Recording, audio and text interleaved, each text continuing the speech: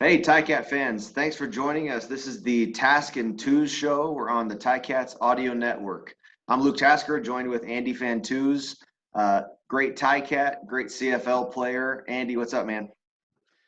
Hey Luke, I'm good, man. How are you? Doing great, man. Good morning. We coming out of what was an awesome day in Hamilton on Monday. That was fun to be there. You and Louis looked great on the halftime show on the big screen. We looked like a big time college football program or something with the with the crew on site. That was awesome. Um, Yeah, we had a great setup there. We had the fans walking by and trying to chirp us as we were talking, and it felt like we were part of the action. It was pretty fun to be out there, and great to see football back in Hamilton. Right, like oh, it was the awesome. energy was awesome there, and of course a big win for the Cats, and the season starts now. Right? Yeah, exactly. Yeah, it was great energy, and there was only whatever 15,000 people or something like that. Not even close to having it full, just with the restrictions. And I don't know, it still seemed loud to me. It was still exciting to be there, up in the seventh floor where the media booth is. Like you could feel the floor move a little bit when it got really exciting in the game. You could feel it in your feet. Uh, Great Did you energy. guys have the Did you guys have the windows open up there? No, we got to figure that out though, because I want to be able to.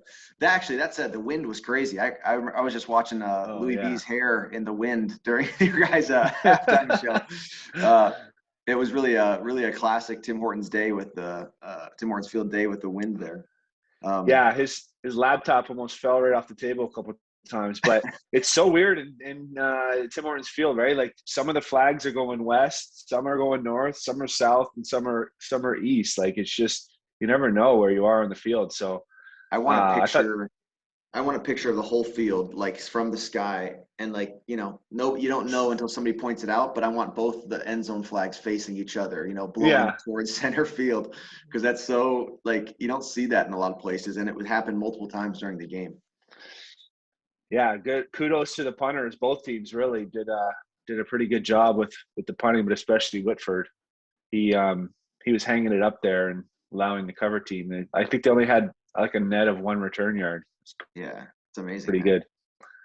Um, well, that was a great game. I mean, unbelievable to get a touchdown in all three phases, and just a really like a breath of relief after a win in Montreal for sure. But what started off as a really disappointing display, sort of all around in the first two games of the season. And like you said, the season starts now. It's time to you have a fresh chance to redefine. Those first two games really aren't uh, aren't a huge issue for the Ticats if they keep on playing like this.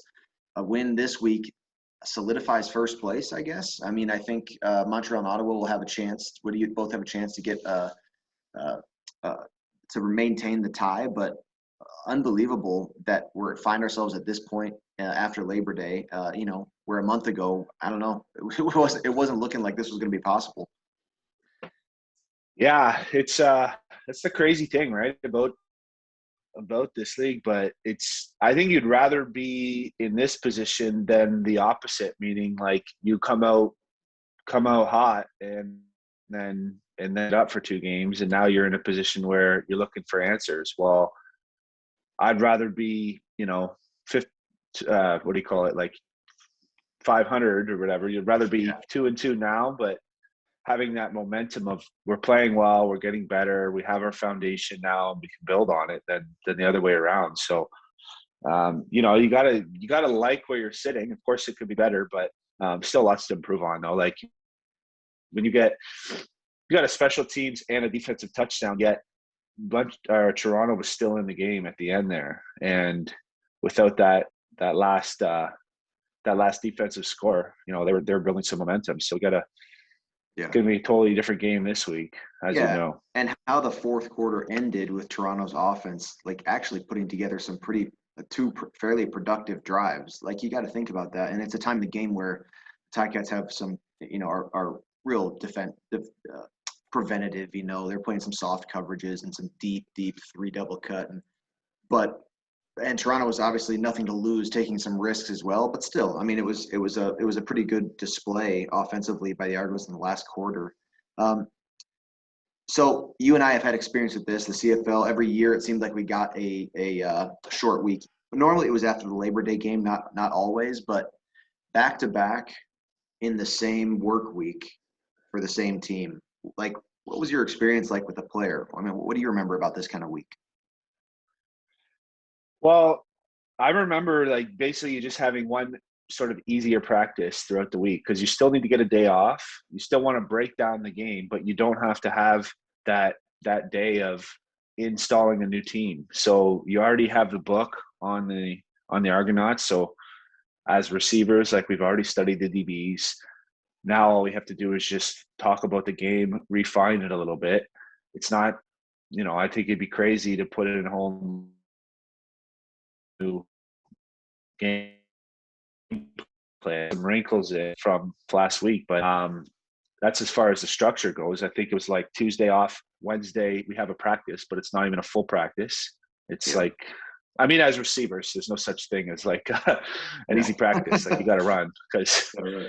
you're running full speed no matter what. But there's no contact and just a little bit lighter kind of feeling. And then Thursday you're back to walkthrough and it's game. So you're not really practicing at all. You're just sort of refining anything that came up from the game Yeah. film.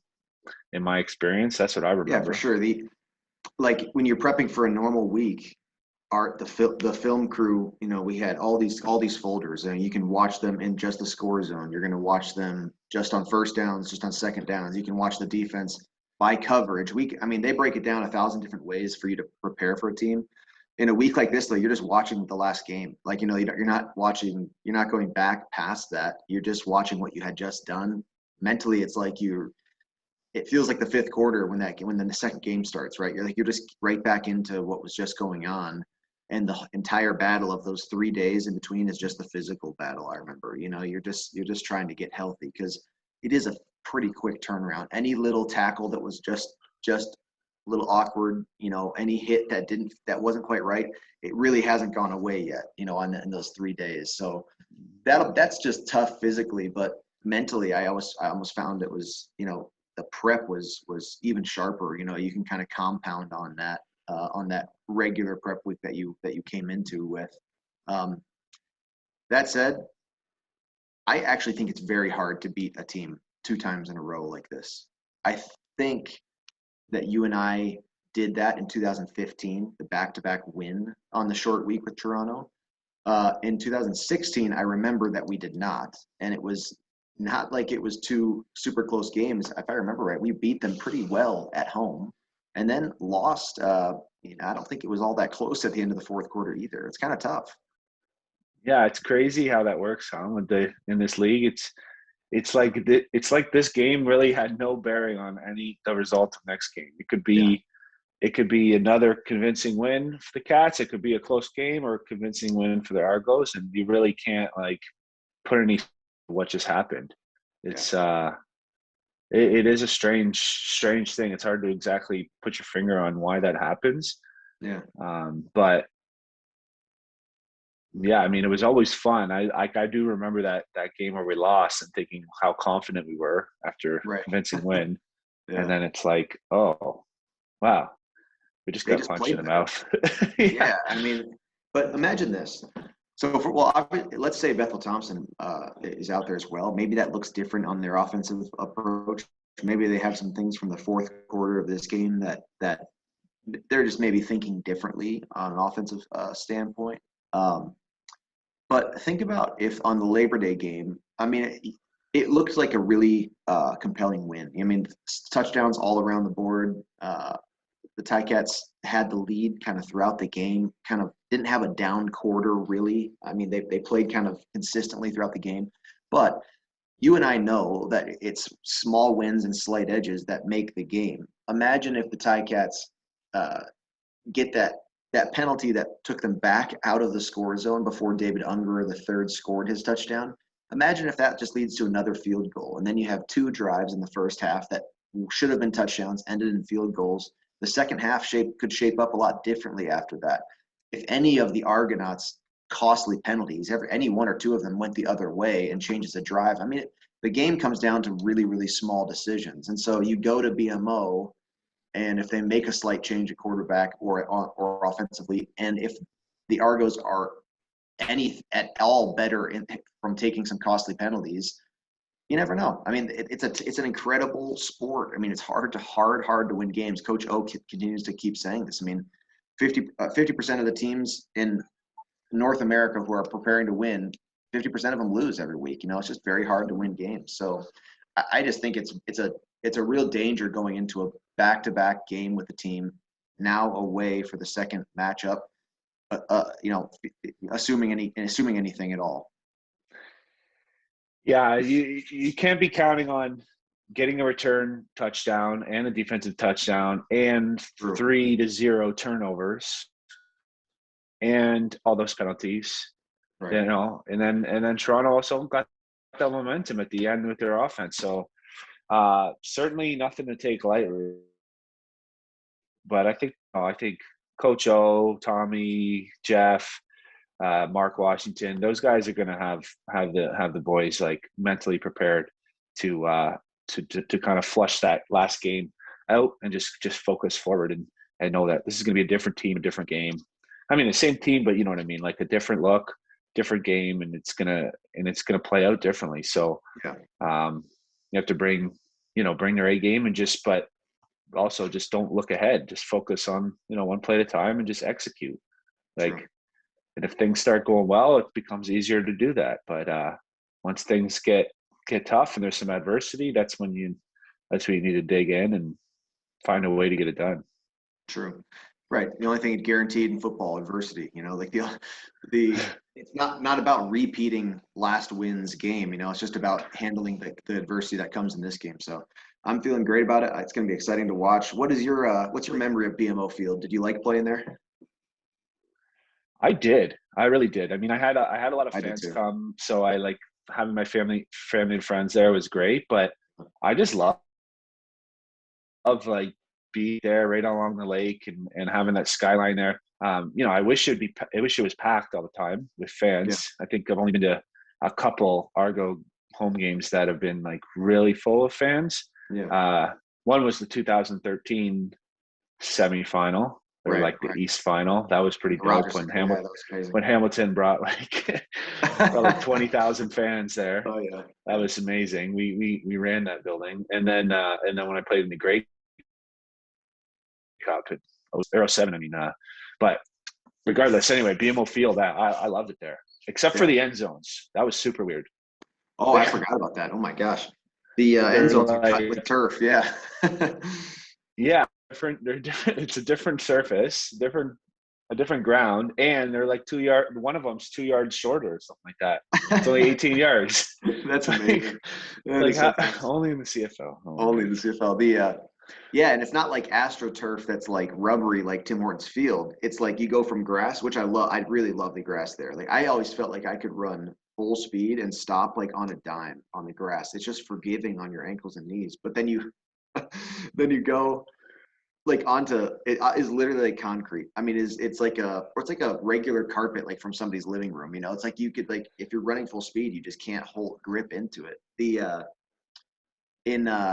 We used to at June Jones, we had like a whole offensive package where I would run up and like make a move right at the edge of the AstroTurf so that so I'm on the grass and the defender's on the carpet back there. Like it's such a fun thing to take into consideration. But I always played great at BMO. I loved playing there, and just the grass, the easy drive on the lake. It's just a great environment. Exciting. Can't wait to see it. Yeah. That's so funny. Yeah. The move on the turf. That's like I used to do the move on the goalpost all the time, especially against when I have like young American DBs that aren't used to having the goalpost in the front of the end zone. I just go right at the goalpost and then yeah. That's great. Oh, classic. So funny. Well, cool, man. Ticat fans, thanks for joining us. We are looking forward to the second matchup with the Argonauts, Ticats versus the Argos, this Friday at BMO Field. Andy and Louis B will have the pregame, halftime, and postgame, and RJ Broadhead and myself will be in the booth calling the game. Can't wait. Going to be a great one. Ticats have a chance to solidify first place in the East. Andy, good to see you, man. I'll see you on Friday. All right, Tass. Thanks, buddy. Yeah. See you then. Talk to you.